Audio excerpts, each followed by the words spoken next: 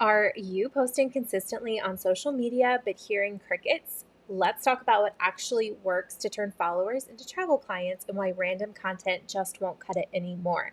Welcome back to the Passports, Profits, and Pixie Dust podcast. My name is Lindsay Dollinger. I have been a travel advisor since 2019, and I have been a women's business coach since around the same time, 2019, 2020. And actually, we are celebrating 5 years of the podcast this month. I started this podcast in July 2020.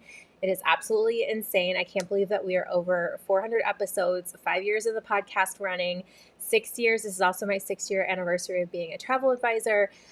So just a lot of things to celebrate this month. And I want to just continue pouring into you, my dear community, to help you grow your business even more. Or maybe your business is the size you want it to be, but you just want to streamline your processes better and you just want to make things more easy. That is what I am here to do. And that is what my mission is to help over 1,000 women make over 6 figures in their business every single year. So one of the things that I get asked all of the time, especially with newer agents, but even agents who just want to, and I say agents and advisors, I know we like to be called travel advisors.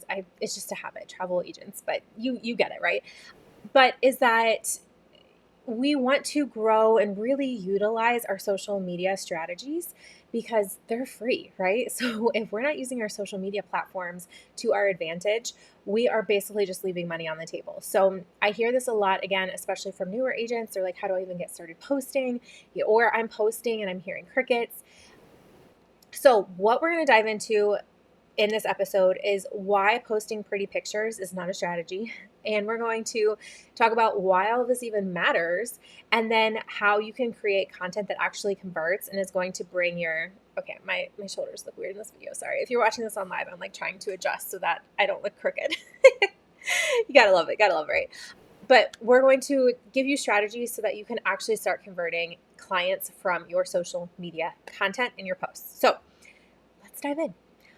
Random content, my friends, is going to get you random results. Your audience is overwhelmed with content right now. They are seeing things from literally everyone on the internet every time that they log in. So yours needs to have intention to stand out and to convert. Without strategy, it's hard to know what's working and what's not. So having a strategy is going to be very crucial in your social media. We're not throwing spaghetti at the wall anymore and hoping that it sticks. So let's talk about the key elements of a high converting post. So for each post, I want you to ask yourself some questions. The most important one probably is, what is the one message you are trying to convey with this post? And if you're like me, I'm a natural born teacher. I want to get all of the information out, and I have a really bad habit of like word vomiting everything that I know about something, and I want to get it out there to people. I have also been told by coaches, and I have realized this myself, is that I honestly probably give away too much for free. And so that is one of the things, especially if you have been doing this for a while and you're like, okay, I want to take my social media like to the next level, to really start thinking, how much can you give away without giving away so much that people are able to book the trip their own, on their own without needing your help and your expertise. So what's the one message in each post that you want to get across to people?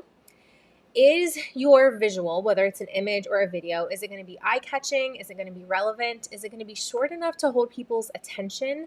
So I was just listening to Brock Johnson's podcast, which he has a great podcast. I'm trying to think of the name of it.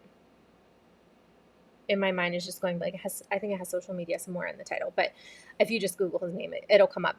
And he was saying that a hook on a reel should be between 5 and 8 words is kind of the sweet spot. And he also said that words, if you can include some kind of a negative word in it, has more likelihood that people are going to like watch your content till the end. So it doesn't necessarily have to have a negative connotation, but a negative word. And I'm trying to think of the example that he gave. I should have written this down. This just came to me to share because I literally just listened to this in the car this morning. But it was something like, when a sports team wins, for example, making the hook not about the actual winning necessarily, but saying they ended their 3-game losing streak. So it has like that negative piece in there about the ending and the losing. However, we're still implying the winning, if that makes sense. So I don't want you to like get in your head about this, especially if you're a beginner, but that is one tip that he said this morning that I was like, ooh, I really, really like that. So something that can be catchy to catch people's attention, and then making sure that your posts have a call to action. What do you want them to do next? Do you want them to comment? Do you want them to DM? Do you want them to click? Do you want them to share? What is the thing that you want them to do based off the post? So those are the key elements of a high converting post. Also, when you're thinking about, what's your intention of posting, I want you to think about, is this something that needs to be posted? Is this something that needs to be shared? Or is this something that can wait? And should I be posting something that's a little bit more relevant that is going to draw my ideal audience in just a little bit more? So 3 types of posts that drive engagement, because everyone, this is the other thing that I always hear. Well, I'm posting, but I'm not getting any engagement. First of all, people are always watching. Like I had someone just slide into my DMs about my upcoming Egypt trip who hasn't commented on any of my posts about it or anything like that. And she actually sent me the most insightful message, about really trusting my gut, about whether we should go or not, and, getting really calm. And she sent me a couple of videos that were not politicians in the US. I think one was Irish. I forget what the other one was, about kind of the safety with traveling right now, a different thing. Anyway, my point to this is she never has commented outwardly on my posts. So people are always watching. That's just one example. I have a million examples of that. But people are always watching what you're doing, even if you think that they're not. So 3 types of posts. The first post is your personal post. These ones probably are the most easy for you to make. Sometimes not. Sometimes I know, like my sister, shout out Courtney if you're listening to this, is she really struggles with the personal posts because she gets in her head a lot about making things perfect and making things sound a certain way. And, but just sharing your own stories, your own travel stories, your packing fails, your magical moments along the way. What are you eating for lunch right now this summer that you really, really love? What is a time-saving tip that you can share to all the fellow women out there? How have you been creative in getting your steps in? Things like this. These kinds of posts are going to build the know, like, trust factor so that when people do think of you for booking their next vacation, they're already going to trust you because they're going to be like telling their husband or their significant other or their business bestie, whoever they're going on their trip with, like, hey, I really trust Lindsay to book this trip. She's posting about Disney all the time, or she just went on a cruise, or she's crazy and she's going to Egypt this week. Like, she knows all the international things. We need to book with her, right?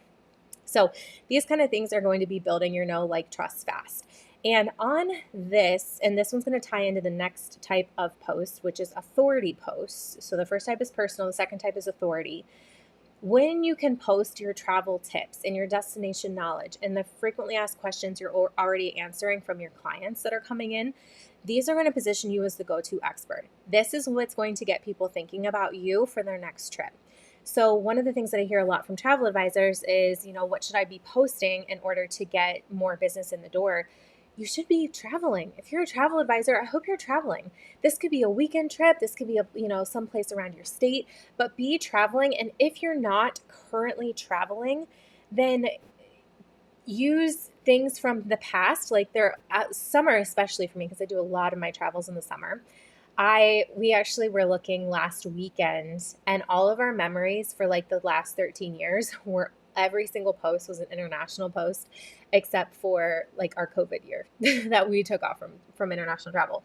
So, share some of those memories. You don't necessarily need to click share on like a past post, but you can maybe re-download those pictures because they may not still be on your phone from 10 years ago. Re-download those pictures to your phone and write, 10 years ago today, I was at the Coliseum. I just made this post. 10 years ago today, I was at the Coliseum for the first time. Absolutely loved my first trip to Italy. It made me fall in love.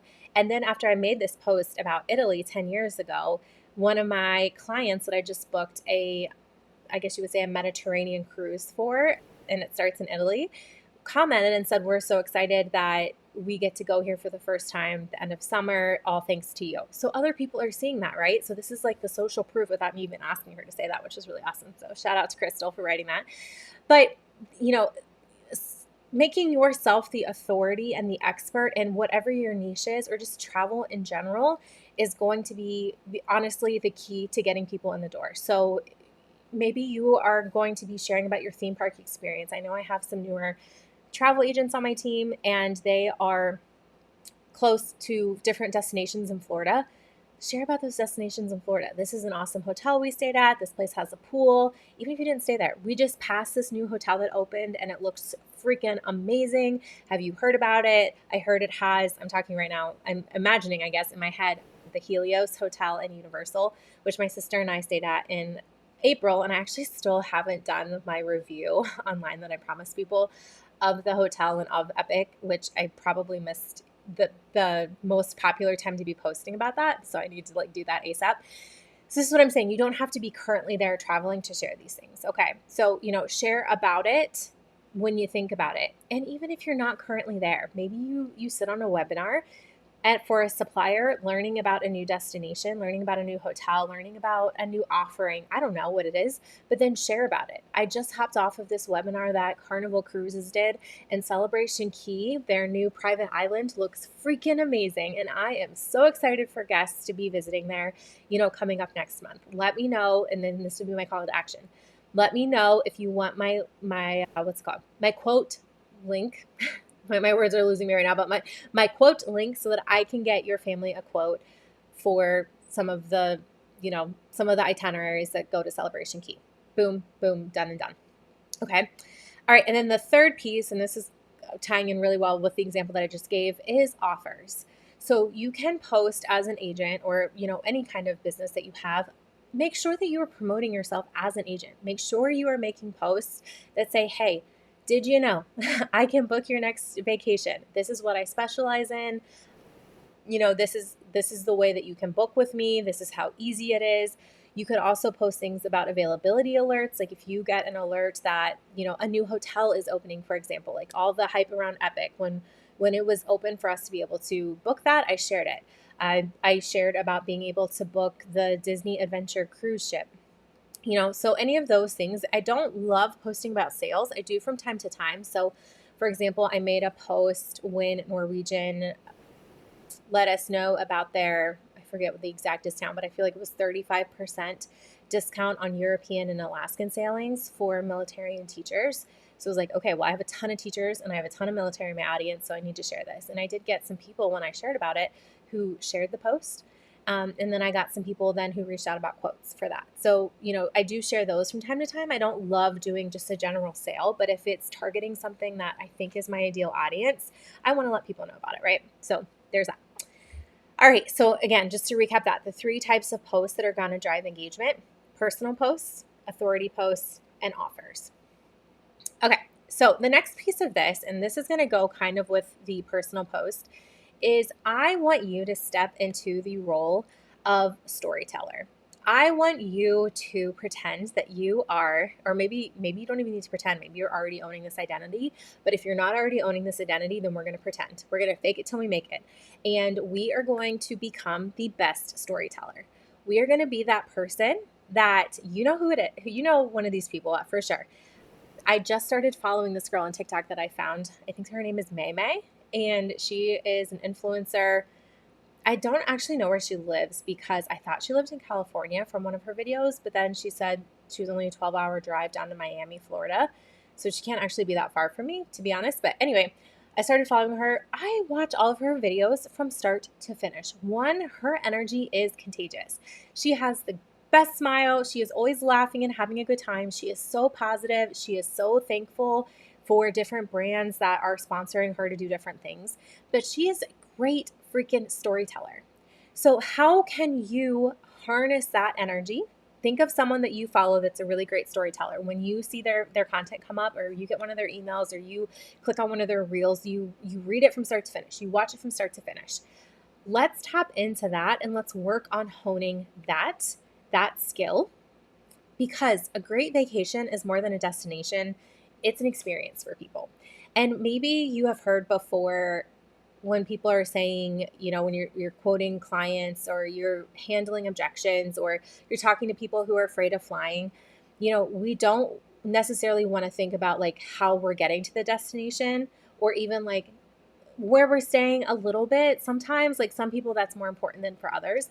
But what we're really thinking about is how are we going to feel once we are there, and once we are on the bus driving through Tuscany, Italy, seeing the beautiful vineyards. What are we going to feel? And this is one of the things that helped me narrow down that my clients going on the Grecian Mediterranean cruise for their 20th wedding anniversary, which is so exciting.